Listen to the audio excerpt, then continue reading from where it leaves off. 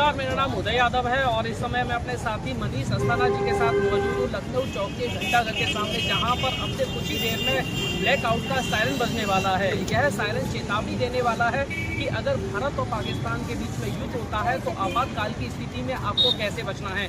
आपातकाल की स्थिति में बचने के लिए लोगों को जागरूक किया जाएगा। इसके साथ ही सिविल डिफेंस की आज मॉक ड्रिल भी होनी है, जिसमें सिविल डिफेंस के सभी कार्यकर्ताओं को लोगों को बचाव एवं उनके जान माल की रक्षा की जानकारी लोगों को प्रदान की जाएगी। मेरे साथ में लखनऊ चौक पर तमाम ऐसे लोग मौजूद हैं जो यहाँ पे आए हुए हैं। उनसे जानते हैं कि आखिर जिस तरीके का आज ये सायरन बजने वाला है उनको लेकर उनमें कितना जोश है। कहाँ से आए थे?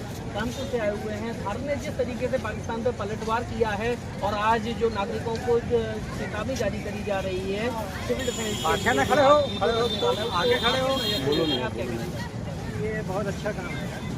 ये काम आज से काफ़ी साल पहले अगर हुआ होता तो हमारे ख्याल से उनकी हिम्मत न होती कि हमारे इंडिया पे आप भाग देंगे। ये बहुत अच्छा काम है। हम तो कहते हैं अगर वो एक मार रहे हैं हम 10 मार रहे हैं। निश्चित तौर पे अगर वो एक मारते हैं तो 10 मारना चाहिए। यही होना चाहिए। अब से कुछ ही देर में भारत सरकार की जो दिशा निर्देश जारी हुए हैं उनमें चेतावनी का हूटर बजने वाला है। हम लोग घंटाघर में मौजूद हैं। हमारे साथ में तमाम लोग मौजूद हैं जिनसे जानेंगे कि हूटर की चेतावनी आखिर जनता तक कितनी पहुंच रही है और भारत ने जिस तरीके से पाकिस्तान सेना पर पलटवार किया है उनमें कितनी खुशी है। सबसे पहले मैं आपका नाम जानना चाहता हूँ। मेरा नाम आर्यन मिश्रा है।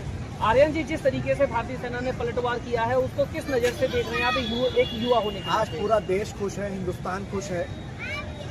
पाकिस्तान पर जिस तरीके से भारतीय सेना ने हमला किया है, पूरे देश को आज भारतीय सेना पर गर्व है। ये पहली बार नहीं हुआ है, हमेशा से भारतीय सेना ने इस देश का मान सम्मान बचाया है।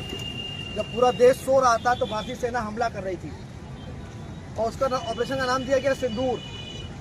पाकिस्तान के आतंकवादियों ने इस देश की बहन बेटियों के सिंदूर जो उजाड़े थे उसको बचाने का, मान सम्मान को बचाने का कार्य किसी ने किया तो भारतीय सेना ने किया। तो निश्चित रूप से पूरी बधाई भारतीय सेना को इस सफल कार्यक्रम के लिए। अभी तो ये ट्रेलर है, पिक्चर अभी बाकी है मेरे दोस्त। युवाओं में कितना जोश है इस हमले को लेकर? पूरा देश खुश है, एक एक युवा खुश है, एक एक महिला खुश है, बुजुर्ग खुश है, सब खुश हैं। जिसके दिल में हिंदुस्तान की धड़कन बजती है वो पूरा देश खुश है। जो देश विरोधी लोग हैं वो नाखुश हो सकते हैं, वो इसमें भी गलतियां ढूंढेंगे, लेकिन आज पूरी हिंदुस्तान को भारतीय सेना पर गर्व है। और देखिए अभी मॉक ड्रिल होने वाली है, रिहर्सल चल रहा है, लखनऊ पुलिस लाइन में रिहर्सल है, पूरे देश में रिहर्सल है।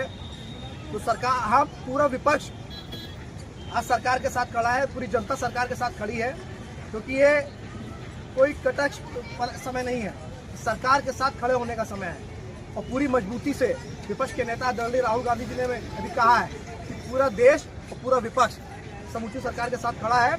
जो भी सरकार को कार्रवाई करनी हो करे, हम सब आपके साथ खड़े हैं। ये देश एकजुटता का है, यही हिंदुस्तान की पहचान है। आज देखिए 2 महिलाओं ने, आपने देखा होगा, उसमें एक हिंदू थी, एक मुसलमान थी। ये संदेश पाकिस्तान तक गया है।